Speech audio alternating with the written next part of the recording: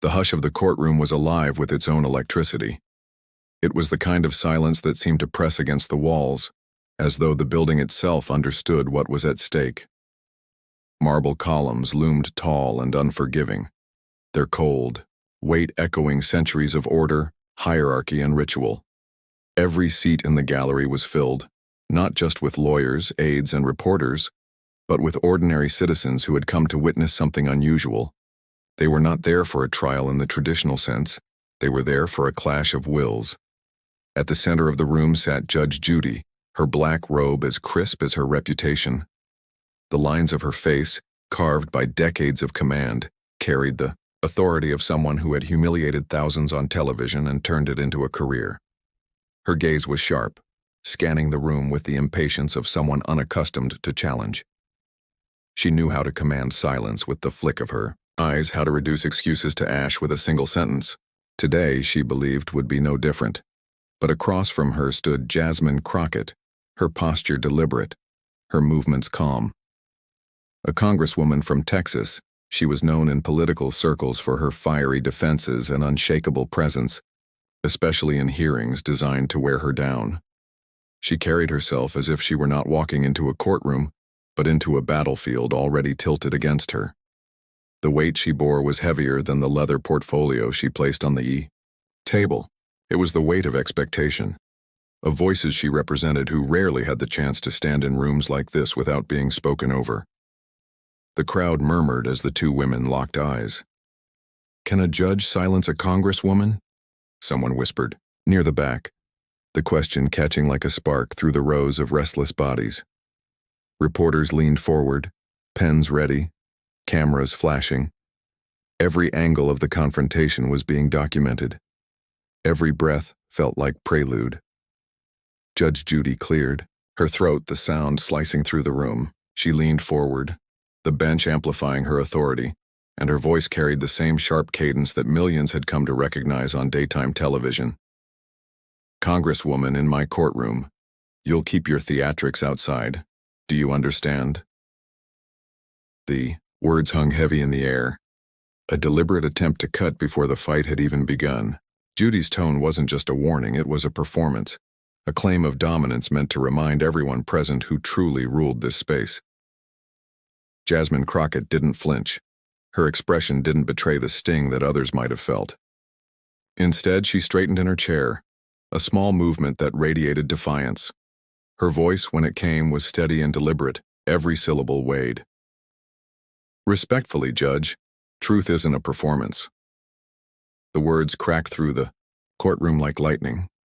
For a moment, silence swallowed everything. Then came the sharp intake of breath, gasps rippling like a tide across the gallery. Reporters' pens scratched furiously, capturing the moment before it even finished. A young man near the front clasped his hand over his mouth in disbelief. "Judge," Judy's eyes narrowed, the faintest flicker of irritation tightening her jaw. Crockett had met her opening strike not with retreat but with precision. It wasn't just a rebuttal. It was a declaration that this contest would not follow the usual script of humiliation and surrender. The air itself seemed to shift. What had begun as a simple procedural matter now carried the weight of something larger. This wasn't just about courtroom etiquette. It was about authority and resistance, about who had the right to speak and who was expected to remain silent. Somewhere in the gallery, a voice whispered, "The battle lines have been drawn."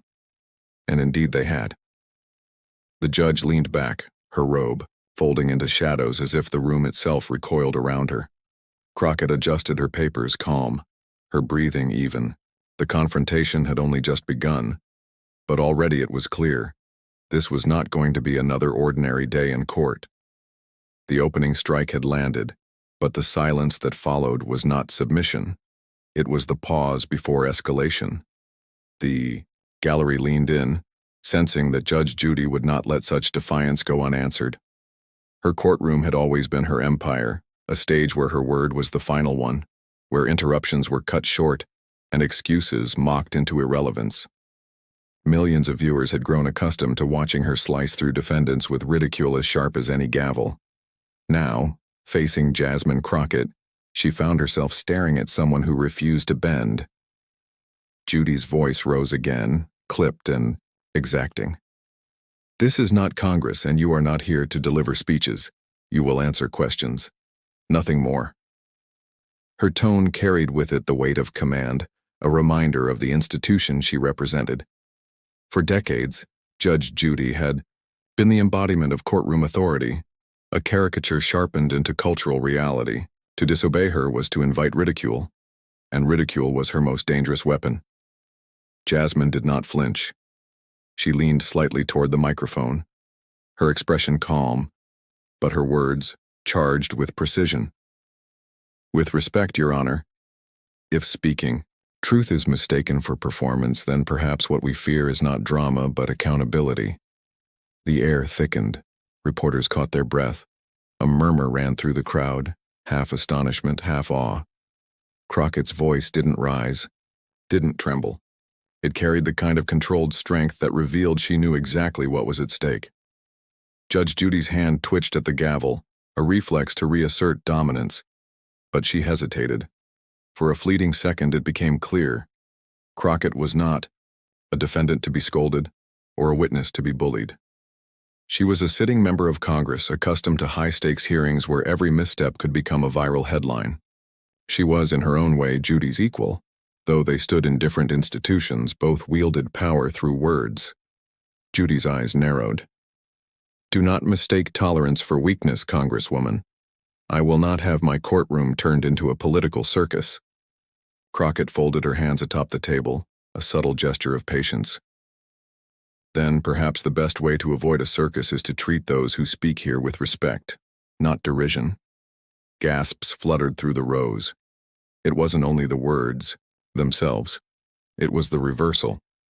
Crockett was reframing the courtroom, placing Judge Judy's theatrics under the same scrutiny Judy had used on others for decades. For once, the spectacle of ridicule threatened to boomerang back toward its origin. Narration underscored the moment.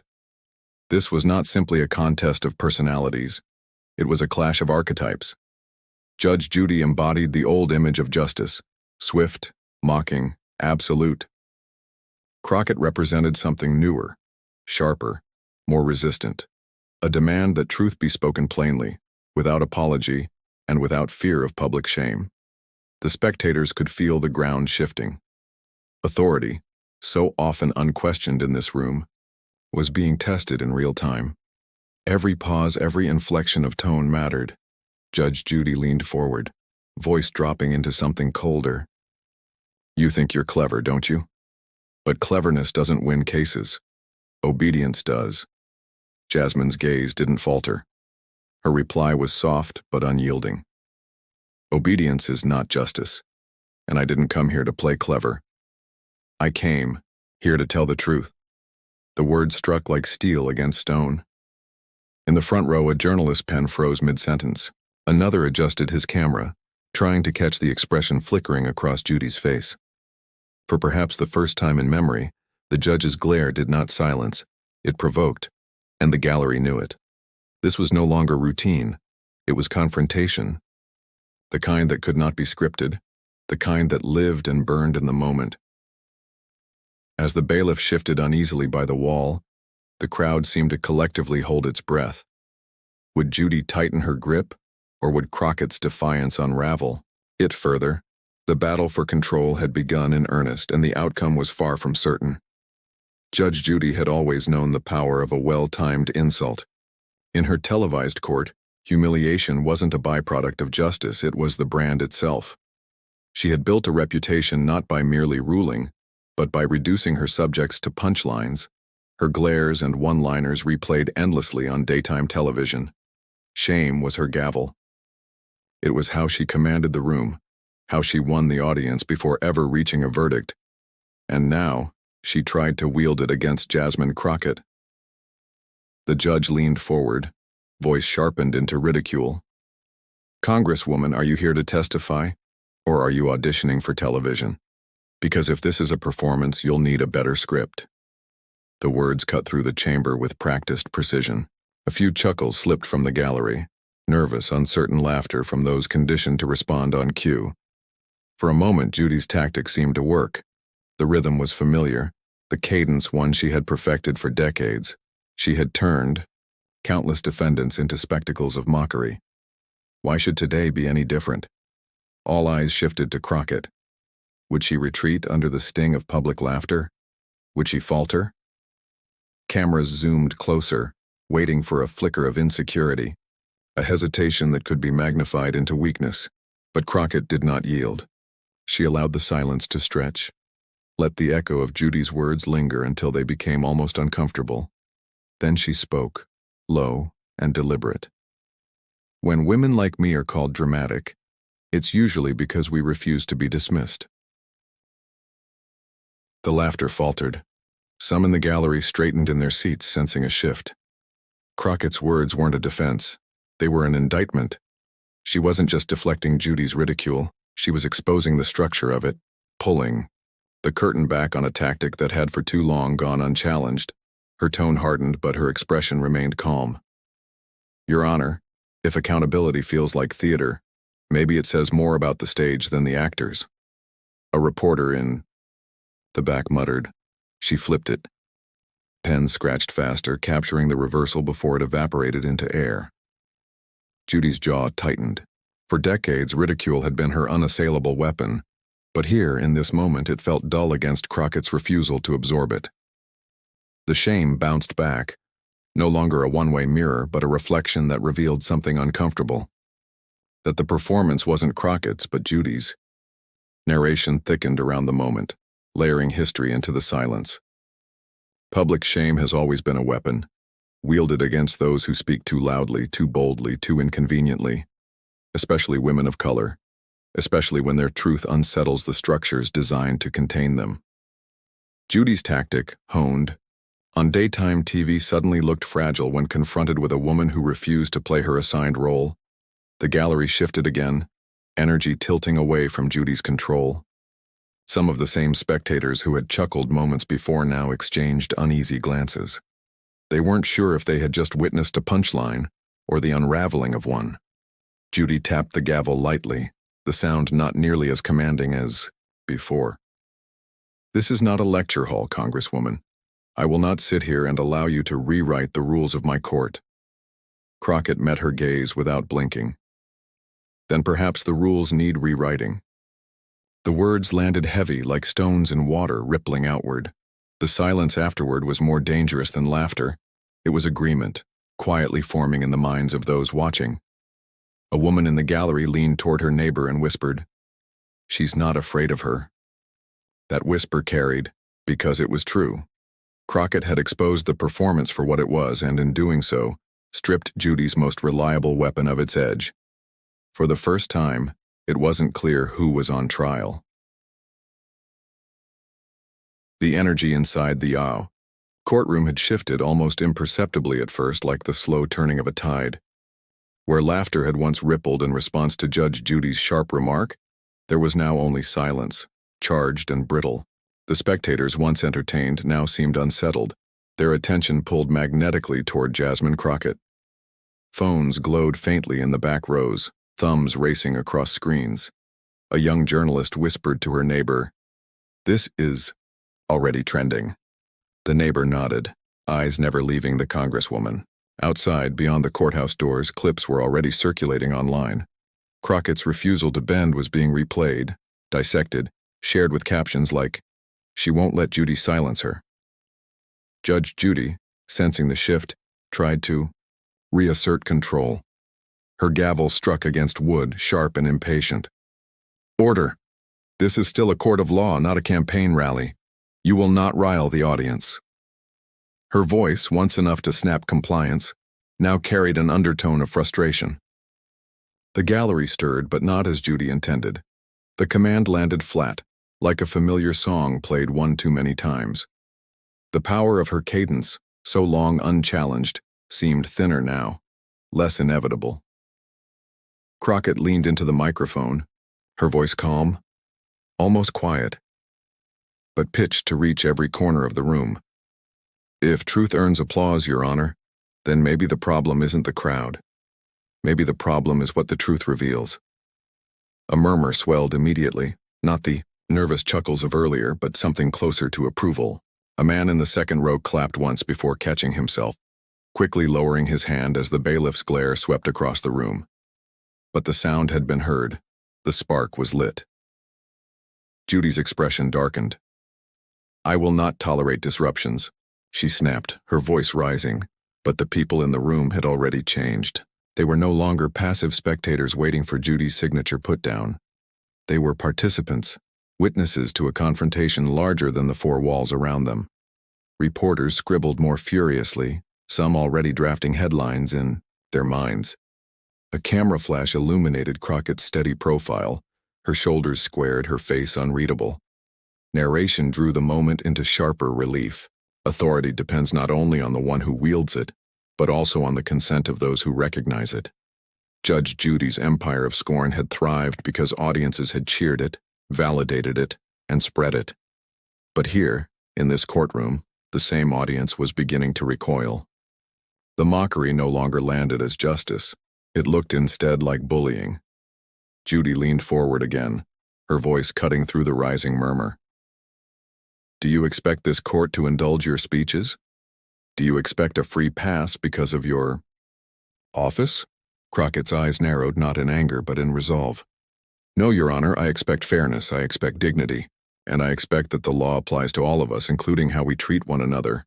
Gasps spread again. A woman in the gallery whispered, "She's turning it on her." Another man pulled out his phone and muttered, "This is going viral." The bailiff shifted uncomfortably, sensing the gavel was losing its edge. Judy slammed it again, louder this time, but the sound felt desperate rather than commanding. The harder she tried to silence the crowd, the more it revealed her slipping grasp on authority. Outside, reporters were already rushing to file updates. Social media feeds were filling with commentary, memes, and debate. Hashtags were forming, in real time, splitting the nation into those who cheered Judy's no-nonsense style, and those who saw her as outdated, her performance hollow against Crockett's calm resistance. Inside, the tension coiled tighter. Every movement, every gesture, every word mattered now. The crowd wasn't just reacting, they were amplifying, sending each moment into the world beyond these walls. For Judy, the gallery had always been her ally, her silent choir that laughed when prompted and gasped when commanded. But today, they were slipping away, shifting toward Crockett, their loyalty uncertain. And once an audience abandons its performer, the performance itself begins to unravel. The sharp crack of Judge Judy's gavel echoed through the chamber like a rifle shot. "Order!" she barked, her voice cutting across the murmurs. The benches trembled as if the wood itself knew to fall silent. Yet the silence did not last. A low tide of voices swelled again, journalists scribbling, cameras clicking, whispers, rising from observers who could no longer contain themselves. Judy's eyes narrowed, steely with the authority of decades on the bench. She leaned forward. "Judge Judy, curt. This is a court of law, not a stage for theatrics. You will remember your place, Ms. Crockett." Jasmine didn't flinch. Her hands rested firmly on the desk, her voice steady, but rising with conviction. "Crockett, measured, firm. My place, Your Honor, is to speak the truth, no matter how inconvenient it is to those who've grown comfortable in silence." A stir of applause broke from the gallery before being silenced by bailiffs. The tension was no longer just between the judge and the congresswoman. It was in the air itself, electric, vibrating, as if the walls themselves carried the weight of what had just been said. The gavel struck again. Judge Judy, sharper. "One more outburst and I'll clear this courtroom." But Crockett leaned forward, her tone unwavering. "Crockett, piercing. You can clear the gallery, Your Honor, you can silence the crowd, but you cannot silence the truth, and that truth will be heard today." The moment froze, reporters holding their breath, pens suspended mid-air, the audience caught between awe and fear. It was no longer just testimony, it was a confrontation of wills, of generations, of what justice itself truly meant. For the first time, Judy hesitated. The gavel rested in her hand, but the courtroom belonged to Jasmine Crockett. The murmurs of the crowd still lingered, restless after Jasmine Crockett's last defiant words. Judge Judy sat high on the bench, lips pressed into a hard line, the gavel resting like a weapon in her palm. Yet the sharpness of her authority had dulled. The courtroom no longer tilted toward her. It leaned toward Jasmine. Jasmine rose slowly, adjusting the jacket of her suit. Her every movement was deliberate, a performance of confidence meant for all eyes, especially those of the jurors who sat perched waiting for a reason to believe. It wasn't just about a legal argument anymore. It was about proving that truth could still stand in a place where power often dictated reality. Jasmine knew her first witness would either ignite the fire or leave her exposed. She turned toward the clerk. Gasps rippled across the gallery. Reporters glanced at one another, pens scratching as the name hit them like a drumbeat. Mercer wasn't just any expert. He was the insider, the man who had worked within the very institution Jasmine was accusing of corruption. Judge Judy leaned forward. Dr. Mercer? The court is aware of his reputation. Ms. Crockett, are you certain you wish to proceed? Jasmine didn't blink. Yes, Your Honor. The truth often comes with a reputation. The bailiff escorted Dr. Mercer forward. He was a man in his late 50s, suit slightly frayed at the cuffs, eyes shadowed by years of secrets carried too long. When he raised his right hand and swore the oath, his voice trembled, but his gaze never left Jasmine's. He sat. The weight of his presence shifted the entire room. Dr. Mercer, please state your credentials for the record. I am a former senior analyst with the Oversight Division, 15 years of service specializing in compliance and internal review. Credentials were important, yes, but this wasn't about paper. This was about piercing through the layers of intimidation that had kept the truth buried. Jasmine needed the jury to see not just Mercer's resume, but his scars. Crockett, softer now, drawing him in. And in those 15 years, Dr. Mercer, did you ever witness misconduct? Mercer paused. A bead of sweat slid down his temple. The courtroom leaned in, every sound, a cough, a scribble, the shifting of a shoe, magnified in the silence. Yes. More than once. A collective inhale surged through the gallery. Judge Judy tapped her gavel once, not to silence but to steady. Crockett, pressing, her voice like a scalpel. Please, Dr. Mercer, tell this court what you saw. His voice cracked but then gathered strength. Mercer, I saw reports altered, funds diverted, evidence, crucial evidence, suppressed, and each time I raised concern I was told to keep quiet, that speaking would cost me my career. Shock rippled. The jurors exchanged looks. Even some reporters lowered their pens, stunned. Judy raised her hand. Judge Judy, snapping. Speculation. Hearsay, unless you have documents. Before she could finish, Jasmine held up a thick folder, her fingers firm, her eyes blazing. Crockett. I anticipated that objection. She walked to the evidence table, placing the folder down with a heavy thud. Is Dr. Mercer's documentation. Unaltered, unredacted, and very much real. The sound echoed like a gunshot. Cameras clicked furiously. Narration. It was a gamble. Because in that moment, Jasmine had declared war not just on Judy's control of the courtroom, but on every shadow that had kept this truth hidden. If Mercer faltered now, the entire case would collapse under the weight of its own daring. Crockett, turning back to Mercer. Dr. Mercer, will you tell the jury why you chose to bring this forward, despite the risk? Mercer's hands gripped the edges of the witness stand. His voice rose, stronger now, no longer trembling.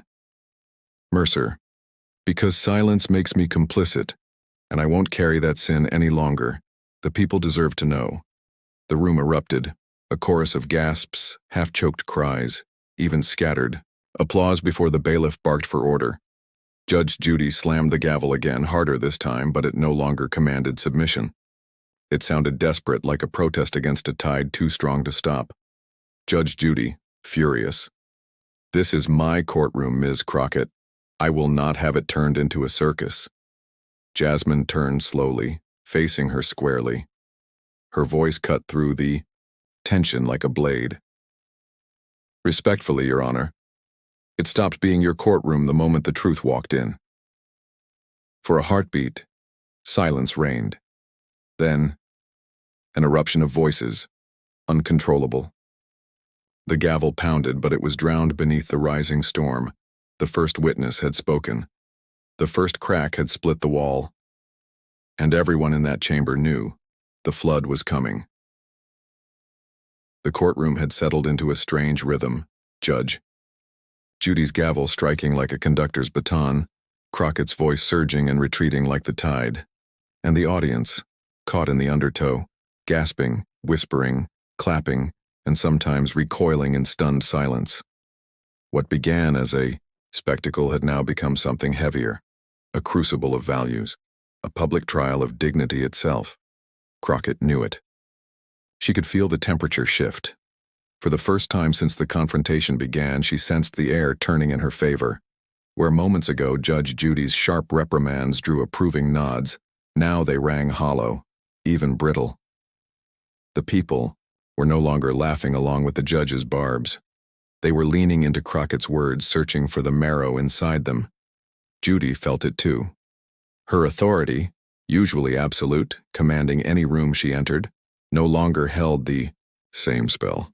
She clenched her jaw, tapping her gavel harder than necessary, as if force alone could restore the balance of power. Crockett seized the silence. "You want to shame me?" she asked, her tone calm, precise. "You think raising your voice, mocking, my age, my profession, my gender, and you think that diminishes me? It doesn't, it reveals you." Her words were not shouted. They did not need to be. Each syllable carried the weight of someone who had endured, who had seen condescension before and refused to bow. Judge Judy narrowed her eyes. "Don't get sanctimonious with me, Congresswoman. You're not in your committee room now. You're in my court." Crockett tilted her head slightly. "Your court? Or the people's?" "Because what I hear outside these walls, what I hear from my constituents, is not laughter at your scolding. It is anger, righteous anger, at a system where women like me are told to wait their turn, lower their voice, smile when insulted, and thank those who belittle us. That time is over." A murmur rippled through the gallery. Reporters shifted in their seats, their pens scribbling feverishly. Phones discreetly lifted to capture every word, every expression. For the first time, Judge Judy hesitated. Her authority had always come from speed and certainty, never letting an adversary breathe, never letting them think they could gain footing. But Crockett wasn't playing the usual game. She wasn't bantering, she wasn't sparring. She was laying down a truth so raw that no clever retort could puncture it. Judy tried anyway. "Spare me the sermon. People didn't come here for a lecture in grievance. They came for the law, and the law doesn't bend for feelings." Crockett smiled, not with amusement, but with conviction. "No, but it bends for justice. And justice is not blind when one voice is amplified and another silenced. If you think this is just about me, Judge, then you haven't been listening." The audience burst into applause before the bailiff could quiet them. Judy slammed her gavel down. "Order, order." But the applause didn't die easily. It lingered, an echo that seemed to lift Crockett higher while pressing Judy further into her seat. Crockett leaned forward, her voice lowering, drawing everyone in. "You see, I am not ashamed. I am not broken. And every attempt to make me small only makes the truth larger. The truth is this. Women of color have always carried burdens they did not choose. And every time we refuse to be shamed into silence, we chip away at the walls built to contain us. This is bigger than you. Bigger than me. This is the reckoning. Your gavel cannot silence," and silence fell, deep and total. Even Judy, master of the room, did not move for a long moment. And then, with that same silence pressing down like a weight, Judy tried a different tactic. "You talk about burdens," she said slowly. "But responsibility cuts both ways. You want respect? Then show it. You want equality? Then hold yourself to the same standard you demand from everyone else. I don't see strength in playing the victim." Crockett met her gaze, unflinching. And I don't see justice in pretending victims don't exist. The clash was no longer entertainment. It was elemental. Two women, both fierce, both unyielding, battling not just for the verdict of the room, but for the narrative that would leave with it. Outside the courthouse, live coverage painted the picture in real time. Crockett's defiance going viral, Judy's authority questioned in headlines, on TikTok clips, in late-night commentary. The tide had shifted and everyone knew it. The chapter closed with one image, Crockett standing straighter, shoulders squared, her presence filling the space in a way no insult could shrink. Judy, by contrast, appeared smaller than usual, her sharpness dulled by the sheer inevitability of the tide against her. For the first time, it seemed possible that Judge Judy might not have the last word. The gavel echoed like a thunderclap. The courtroom, already tense from hours of sparring, seemed to contract into a single, breathless silence. Judge Judy leaned forward, her eyes burning with the sharp impatience of someone who had seen decades of excuses and arrogance play out in her courtroom. "Congresswoman Crockett," she said, each word dropping with the weight of steel. "You've been quick to challenge authority, quick to suggest that this court is part of the problem rather than the solution. So let's not waste time. Are you here to speak truth or to perform for the cameras?" The words cut deep. Gasps rippled across the gallery. For many, this was the heart of the accusation, that Crockett's fire was less about justice and more about spectacle. A trap had been laid, and Judy had sprung it with precision. Jasmine sat motionless for a beat, her eyes fixed not on the judge but on the silent sea of faces watching. Veterans with folded arms, young students leaning forward on the benches, journalists scribbling furiously. She could feel the weight of both support and doubt pressing down on her shoulders. Then she spoke. "I don't perform for cameras," she began, her tone steady but rising with each word. "I perform for history, and history does not forgive silence." The words seemed to hang in the air. Crockett leaned into the microphone, her voice gaining momentum. "You think this is performance, Judge? Let me tell you what performance is. Performance is when powerful institutions pretend neutrality while everyday citizens bleed. Performance is when justice is turned into a lecture hall for the privileged while the poor are left to rot in silence. That," she said, pointing firmly toward the bench, "is the real theater." Judge Judy's lips tightened. For a moment it seemed she would strike back with fury, but instead she reclined slightly, studying Crockett like a hawk circling its prey. "Careful," Judy said, her voice low, almost a growl. "Because what you're doing now is precisely what undermines your credibility. You conflate passion with proof, emotion with evidence. Courts require facts, not fire." A murmur swept through the gallery. Crockett's supporters shifted nervously, sensing the strength of the rebuke. Was this the moment their champion would falter? Jasmine did not blink. She placed her hands flat on the table, the gesture deliberate, grounding herself. "Facts," she said. "Let me give you facts." Her voice sharpened into a litany. Statistics on wrongful convictions, racial disparities in sentencing, the endless backlog of cases where victims of police violence were left without closure. She cited reports, names, dates, data pulled from public records that could not be dismissed as mere rhetoric. "Those are the facts, Your Honor," she said, her voice unwavering. "And if my passion makes them uncomfortable, then perhaps the problem isn't my fire. Perhaps it's the coldness with which this nation accepts injustice." The gallery erupted. Applause, gasps, even a shouted "Amen" from the back. The bailiff slammed his hand on the rail to restore order, but the energy was uncontainable. Judge Judy's face was unreadable. For all her reputation as a titan who could silence anyone with a glance, she found herself staring at a woman who would not bend. The judge raised her gavel but hesitated. Her eyes met Crockett's, and for a fleeting instant something softer flickered. A recognition, perhaps, that this was not just another litigant grasping for attention, but a fighter born of a different war. "You've made your point," Judy finally said, her voice clipped, measured. "But points don't win cases, proof does. Do you have it?" The words struck like a challenge issued on a battlefield. And Jasmine Crockett, refusing to bow, answered with the steadiness of a warrior who had carried her receipts all along. "I do," she said, pulling a folder from her case file and laying it flat upon the desk. "And you're about to see exactly how much truth this court can handle." The silence that followed was electric. Journalists leaned forward, pens poised, cameras zoomed in. Even the skeptical jurors shifted, sensing that something irreversible was about to unfold. The clash had transformed. What began as an attempt to shame had become a trial of credibility, a duel between two women unafraid of the spotlight, each claiming to speak for justice. But it was Jasmine Crockett who held the evidence in her hands, and the gallery knew it. The next move belonged to her. The courtroom had become an arena. Every glance, every intake of breath carried the electricity of a moment on the edge of eruption.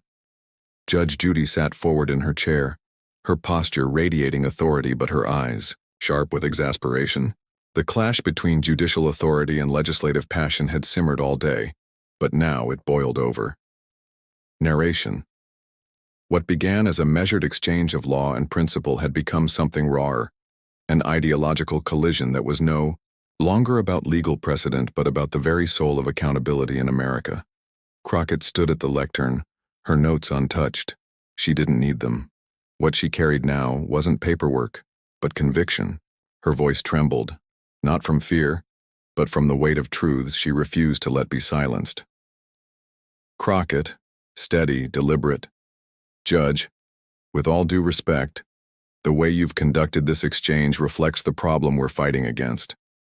The idea that a raised eyebrow or a sharp dismissal can substitute for genuine justice. You've turned this into theater when the people outside these walls are dying for truth."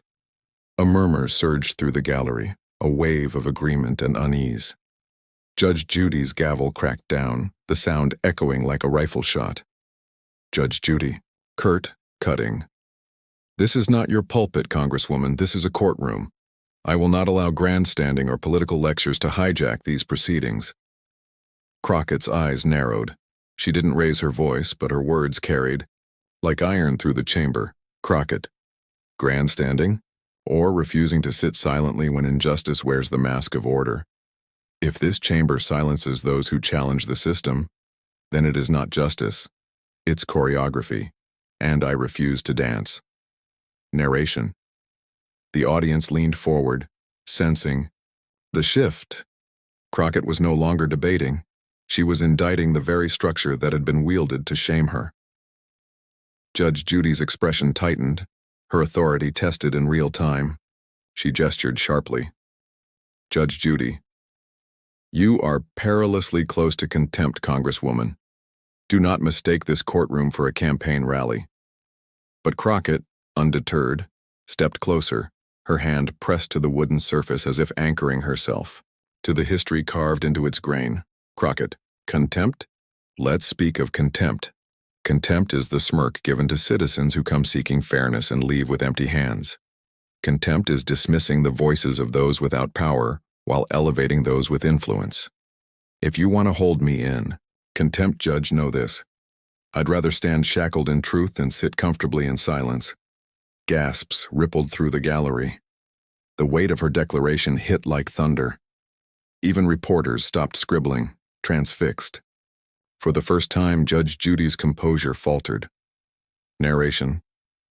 In that instant, the balance of power wavered. The robe no longer shielded Judy. Crockett's unflinching courage had stripped the proceedings of performance, leaving only the raw question, who was truly serving justice? Judge Judy's gavel remained suspended, her hand trembling ever so slightly. She searched for words, for the force that had made her an icon of televised justice. But Crockett had shifted the ground beneath her. Judge Judy, quieter, almost searching. "You believe you're above this process, that passion overrides procedure?" Crockett shook her head. "Crockett, no. I believe procedure without passion is tyranny in disguise. We were not elected nor sworn to guard rules like relics. We were called to serve people, and when the rules betray them, we are bound to challenge those rules." The silence that followed was deafening. Outside, the faint sound of chants filtered through the courthouse doors. The protesters' cries, "Justice, justice, justice," wove themselves into the fabric of the moment. Narration. The courtroom was no longer insulated. The voices outside had become part of the trial within. The breaking point had arrived. Would the law bend toward truth, or would truth be shackled by law? Judge Judy leaned back, her lips pressed thin, her gavel resting unused. For the first time, she did not have the last word, and Jasmine Crockett, unshaken, stood in the silence, her presence louder than any ruling. The chamber was packed beyond its limits, a hush hung in the air like a storm refusing to break, every soul waiting for the gavel to fall and for judgment to be declared. The nation had watched this trial escalate from a contest of wit into a referendum on accountability, dignity, and power. Now, in its final stretch, the stakes were not legal statutes alone, but the moral architecture of democracy itself. Judge Judy, once smug in her televised authority, now appeared smaller behind the bench. Her attempt to shame Congresswoman Jasmine Crockett had backfired spectacularly, revealing not the weakness of the young lawmaker, but the cracks in the system that allowed courtroom theatrics to overshadow truth. Across the aisle, Crockett sat, steady, her hands folded on the table, her eyes fixed forward. She had spent days enduring cross-examination, public ridicule, and attempts to paint her as reckless. But today she carried herself like a woman who had already won something deeper than a legal battle. The lead attorney for Crockett's side rose. His voice was measured, but charged with the kind of clarity that slices through fatigue. "Your Honor," he began, "what we have seen here is not the triumph of one woman over another, nor of a politician over a judge. What we have witnessed is the triumph of truth over performance. The Congresswoman was not brought here for criminal action. She was brought here for humiliation, for optics, for the cheap theater of public shaming. And yet, look at the evidence. Look at her record. Look at her defense. Shame does not hold against the weight of fact." The words rang heavy. He sat. Silence lingered, broken only by the faint rustle of papers. Judge Judy shifted in her seat. She had built a career on decisive pronouncements, on cutting people down with scalding remarks. But today, every eye watched to see if she would dare attempt the same. Crockett rose. It was unplanned, unscripted, and the audience collectively inhaled. "Before you render judgment," she said, her voice resonant, "let me make one final statement. What happened in this courtroom is not about me. It is about a culture that feeds on tearing women down when they dare to speak too loudly, too firmly, too unapologetically. I have been called names. I have been mocked.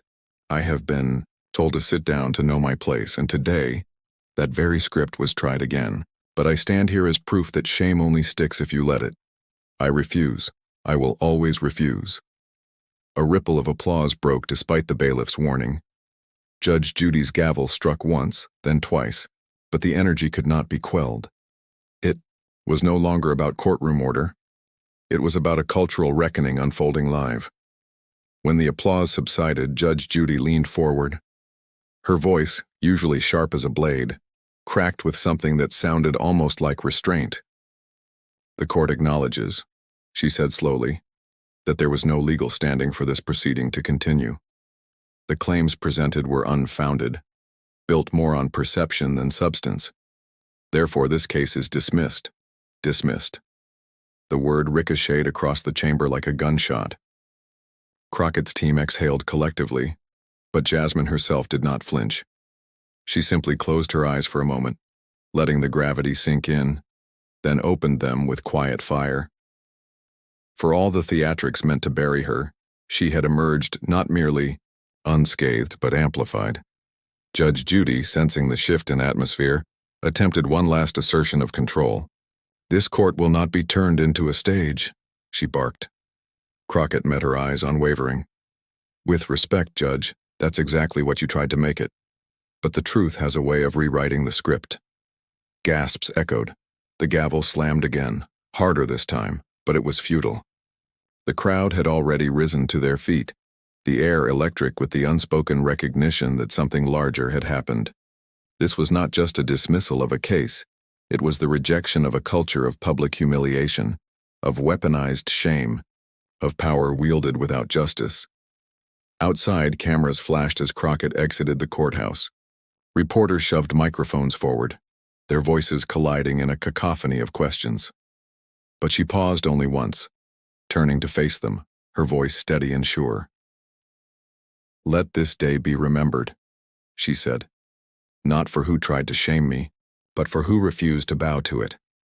And with that she walked into the sunlight, leaving behind a stunned courtroom, a chastened judge, and a nation forced to confront what it had just witnessed.